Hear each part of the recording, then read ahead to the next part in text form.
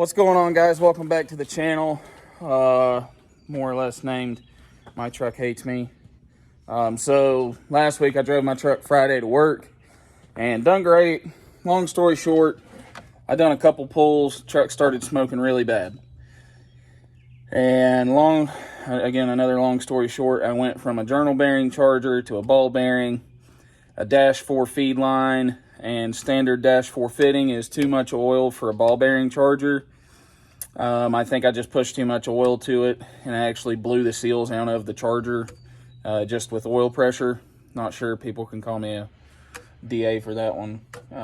This is my first time experimenting with ball bearing chargers. So I got to pull the turbo off the truck. I'm going to have to send it down to Bullseye, have them go through it, just basically refresh it, make sure the wheels are in good shape, bearings are in good shape, and put new seals in it. So I got to pull this off. I don't know if you can see, it's just like saturated down there. And if you look underneath the truck, see those little fresh puddles? Yeah, that's literally just from turning the truck around. So big spoolie boy's gonna have to come off, pull it out, send it out to be rebuilt, but that's where we're at with this one. However, we got Owen back today. Yeah. Owen, what are you doing here today? Got me a color matched white 4-link for the single cab. Gonna rip the silver metallic-ish one off. Ooh, we should probably get a knife out here. Yeah, boy. So we're gonna do an unboxing on this. So Owen bought the single cab, and he's fixing to take. Here's a pretty good shot right here. We're gonna take the 4-link that I installed off, and we're gonna put his white 4-link on it. And then I'm gonna take the 4-link that's on this truck and put it on the 6.4. So, all good. Are you ready for this? Let's get it. Let's do it to it, bud. All right, so Owen's got his 4-link laid out here. These are the 2 brackets that bolt up to your factory brackets on your truck. So let's see, short arm is the upper arm, I believe, and then the long arm is your lower arm. So it's pretty straightforward. These just bolt in place, and then these go in place of your radius arm. Pretty straightforward. You are going to have to press in your bushings.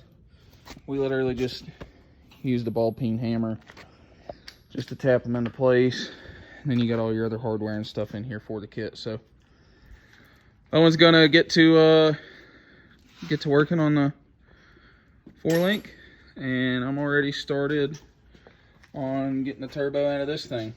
So we'll give you an update as soon as we get a chance. I'll probably set the camera up to watch Owen and go from there. So I got a lot of people ask about the clearancing on the SoCal Billet S400 kits with the 400, because they're always, everything's always tight in these trucks.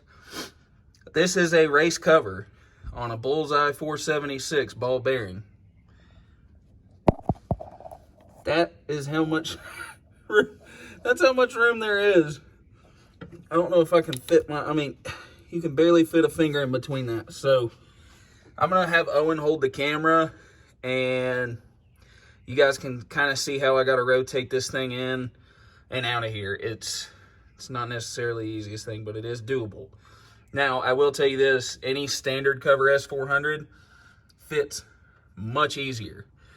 And the easiest way to install and remove these chargers, if you will take your compressor housing out first and then remove the center section from the turbine housing, it comes right out. So I'm gonna pass this thing over to Owen and let him show you guys, letting me show you how. Yeah, that's what's gonna happen. Okay. Yeah, this thing was super hard to get out last time, so just work that cover loose. Now it's loose in the front. Now if you'll notice up here next to the V-band, this cover is way thinner right here at this small spot. So if you'll rotate this cover, it gives you a little extra wiggle room. Now this was super hard the last time I done this, because this cover is way bigger.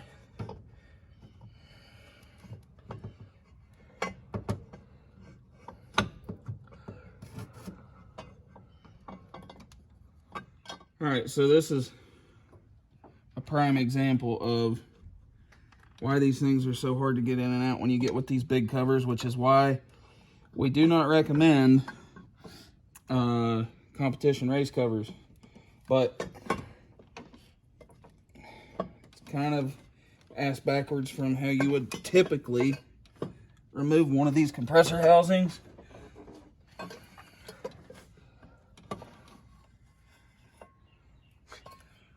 That's a 5.5 inch inlet to this cover, which is, again, a competition race cover.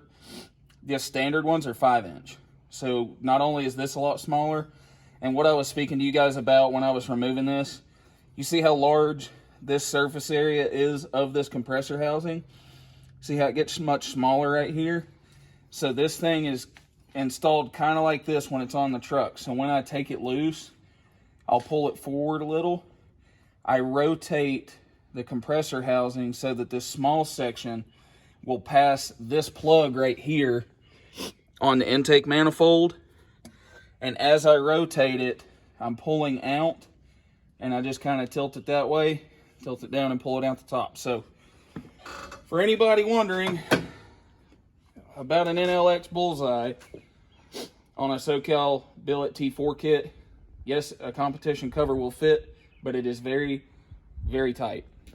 Standard S400 covers, forced induction, Borg Warner, things like that, they will fit just fine. It's just the competition covers because of how physically large they are.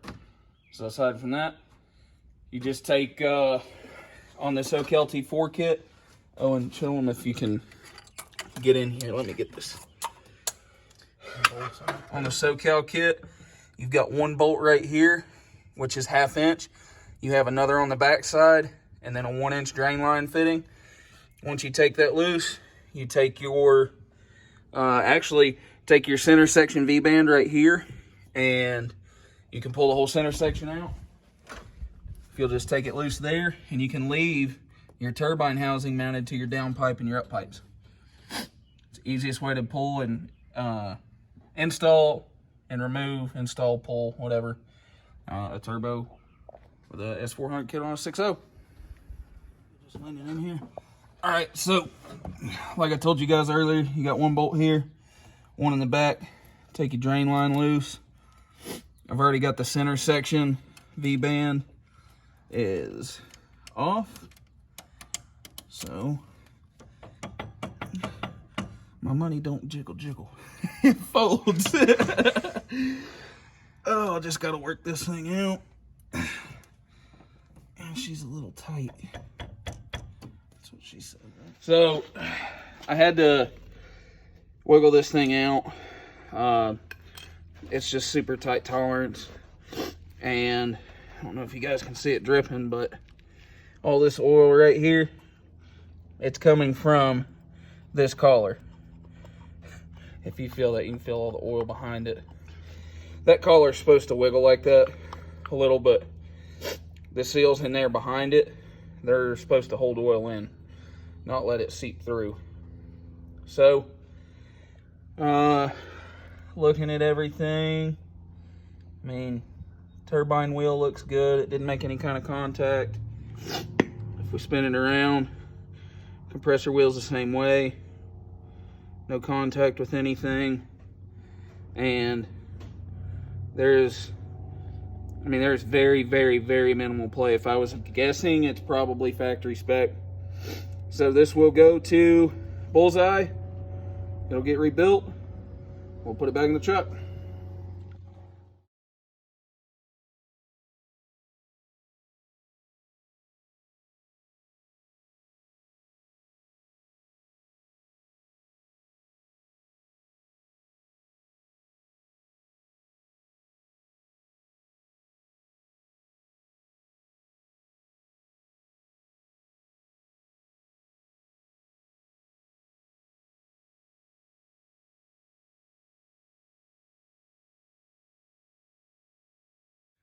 All right, so as you guys could probably see from the time lapse, we had to pull the old ratchet strap trick on it, but all the bolts are in. All we got to do is get everything tightened up. Oh, and how you feel about that, bud?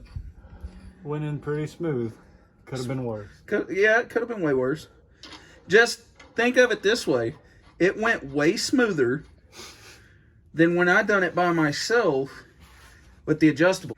That was tough. That was tough. But it's definitely, you know, I mean, looks good. Yeah, I really like the white. I do too. It looks good. It's definitely gonna pop out from under here. All right, ladies and gents, that's where we're at with this. We're gonna get her all bolted up. Owen over there is gonna get everything tightened, and we'll do a little final overview once we wipe all our dirty paw prints off of it. Yeah. And then we'll finish her up.